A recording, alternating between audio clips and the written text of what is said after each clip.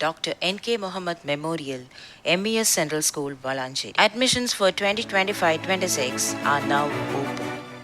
Experience a truly unique educational journey from our nurturing Montessori to challenging Class 12. Our interactive classrooms and friendly atmosphere create the perfect learning environment. Our dedicated teachers provide exceptional guidance. Enjoy the spacious classroom and state-of-art labs. And for our tiny tots, our innovative House of Montessori offers hands-on learning. Explore a world of diverse CCA activities. Make the wise choice for your child's education. ഓർമ്മയിൽ ഒരു നാൾ ഏകദിന സഹവാസ ശിബിരം വളാഞ്ചേരി സാന്ദീപിനി വിദ്യാനികേതൻ സ്കൂളിൽ വെച്ച് നടന്നു. ഒരു ദിവസം നീണ്ടു നിൽക്കുന്ന സഹവാസ ക്യാമ്പിന്റെ ഉദ്ഘാടനം അഡ്വക്കേറ്റ് ശങ്കുട്ടി ദാസ് നിർവഹിച്ചു.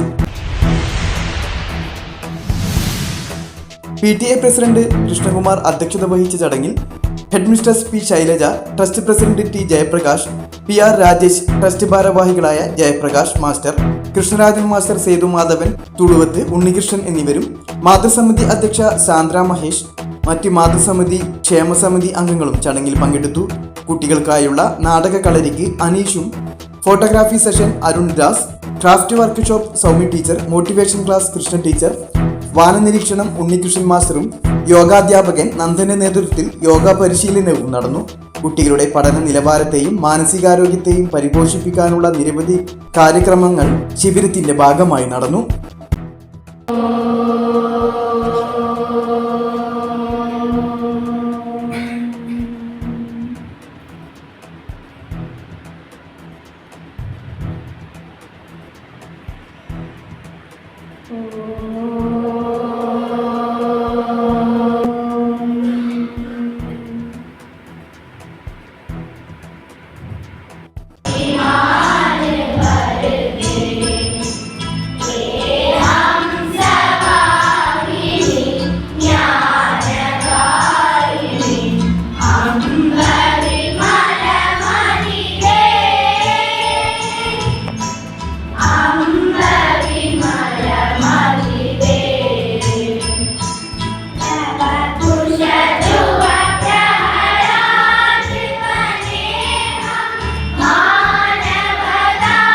അടിമകളാക്കി നിലനിർത്താൻ വേണ്ടിയില്ല. കാരണം നിങ്ങൾ എന്തെങ്കിലും നന്നായി പഠിച്ച് വലിയ ശാസ്ത്രജ്ഞന്മാരും വലിയ മിടുക്കന്മാരും ആവണം എന്ന് ആഗ്രഹിച്ച ആളുകളല്ല നമ്മുടെ വിദ്യാഭ്യാസ പദ്ധതി ഉണ്ടാക്കിയത്. പിന്നെയോ നിങ്ങൾ എല്ലാ കാലത്തും ഞങ്ങൾ പറയുന്നത് അനുസരിച്ച് ഞങ്ങൾക്ക് വിധേയരായി നിൽക്കണം എന്ന് ആഗ്രഹിച്ച കുറേ ആളുകളാണ് നമ്മുടെ വിദ്യാഭ്യാസ പദ്ധതി ഉണ്ടാക്കിയത്. ആ വിദ്യാഭ്യാസം നമ്മളോട് നമ്മൾ ചെയ്യുമ്പോൾ അത് അവരുടെ ആഗ്രഹം നിറവേറ്റും. ഇതിൽ പറയാറുണ്ട്, മാനിന്റെ ചരിത്രം എഴുതാൻ നമ്മൾ സിംഹത്തിനെ ഏൽപ്പിച്ചാൽ എന്താ സംഭവിക്കുക?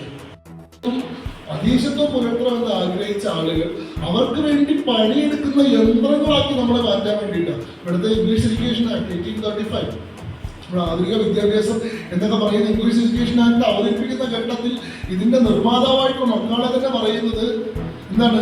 തൊലി നിറത്തിലും രൂപത്തിലും മാത്രം ഭാരതീയരായിരിക്കുകയും കാഴ്ചപ്പാടിലും അഭിരുചിയിലും തെരഞ്ഞെടുപ്പുകളിലും എല്ലാം പൂർണ്ണമായും ഇംഗ്ലീഷുകാരായിരിക്കുകയും ചെയ്യുന്ന എ ജനറേഷൻ ഓഫ് ക്ലർക്സ്, ഗുമസ്തന്മാരുടെ ഒരു തലമുറയെ സൃഷ്ടിക്കലാണ് നമ്മുടെ വിദ്യാഭ്യാസ പദ്ധതിയുടെ ലക്ഷ്യം. അപ്പൊ ഈ ഒരു അപകടം ഇംഗ്ലീഷുകാർക്ക് വേണ്ടി അവരുടെ ഭാവനയ്ക്കനുസരിച്ച് പണിയെടുക്കുന്ന ഗുമസ്തന്മാരെ വന്നു. അങ്ങനെയുള്ള ഗുമസ്തന്മാർക്ക് വേണ്ട യോഗ്യതയില്ല. ഗുമസ്തന്മാർക്ക് വലിയ ചിന്താശേഷിയൊന്നും ആവശ്യമില്ല. അവരുടെ ചുറ്റുപാടുള്ള മനുഷ്യനെ പറ്റി ചിന്തിക്കേണ്ട ആവശ്യമില്ല. അവർക്ക് താണാപ്പാടം പഠിച്ച് അത് അതുപോലെ പകർത്തി വയ്ക്കാനുള്ള ശേഷി മതി. അതിൻ്റെ ഉള്ളിലുള്ള സാരം എന്താണ്, അതിന്റെ തത്വം എന്താണെന്ന് അവർ അറിയേണ്ട ആവശ്യമില്ല. പാഠപുസ്തകം കാണാപ്പാഠം പഠിക്കുക, മത്സര പരീക്ഷയിൽ അതുപോലെ പകർത്തി വെക്കാനുള്ള റീപ്രൊഡക്ഷൻ കപ്പാസിറ്റിയാണ്. റീപ്രൊഡ്യൂസ് ചെയ്യാൻ അതേപോലെ കുത്തും കോവയും വ്യത്യാസമില്ലാതെ പകർത്തി വെക്കാൻ, മനഃപ്പാഠം ചെയ്യാൻ, കാണാപ്പാഠം പഠിക്കാനുള്ള വൈഭവം മാത്രമാണ് ഒരു കുട്ടിയുടെ യോഗ്യത എന്ന് നമ്മൾ തെറ്റിദ്ധരിച്ചത്. മറ്റ് ധാരാളം കഴിവുകളുണ്ടാവാം, മറ്റെത്രയോ മേഖലകളിൽ മികവുണ്ടാവാം. നന്നായി പാട്ട് പാടുന്നുണ്ടാവും, നന്നായി ഡാൻസ് ചെയ്യുന്നുണ്ടാവും, നന്നായി ക്രിക്കറ്റ് കളിക്കുമായിരിക്കും, അതല്ലെങ്കിൽ മറ്റെന്തെങ്കിലും കഴിവുകളുണ്ടായിരിക്കും. അതൊന്നും ഒരു കഴിവേ അല്ല. ഈ പുസ്തകത്തിൽ എഴുതിയിട്ടുള്ള കാര്യങ്ങൾ കാണാതെ പഠിച്ച് പരീക്ഷയിൽ പകർത്തലാണ് ഒരാളുടെ ആദ്യത്തെ കഴിവ്.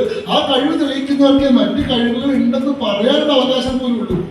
ആദ്യം 10ാം ക്ലാസ് പരീക്ഷയിൽ കാണിക്കും, ഇതിട്ടാവാൻ പാട്ട് എന്ന് പറയുന്ന സങ്കല്പം നമ്മുടെ നാട്ടിലുണ്ടായത് എങ്ങനെയാ വെച്ചാൽ ഇതാണ് വിദ്യാഭ്യാസം എന്ന് നമ്മൾ തെറ്റിദ്ധരിച്ചുകൊണ്ട് അപ്പൊ അങ്ങനെയുള്ള ഒരു തലമുറയെ സൃഷ്ടിക്കാനുള്ള ഒരു ബോധപൂർവ്വമുള്ള പരിശ്രമത്തിനെതിരെ ഉണ്ടായിട്ടുള്ള ഭാരതീയമായിട്ടുള്ള പ്രതിരോധത്തിന്റെ ഭാഗമാണ് ശരിക്കും വിദ്യാർത്ഥികൾ.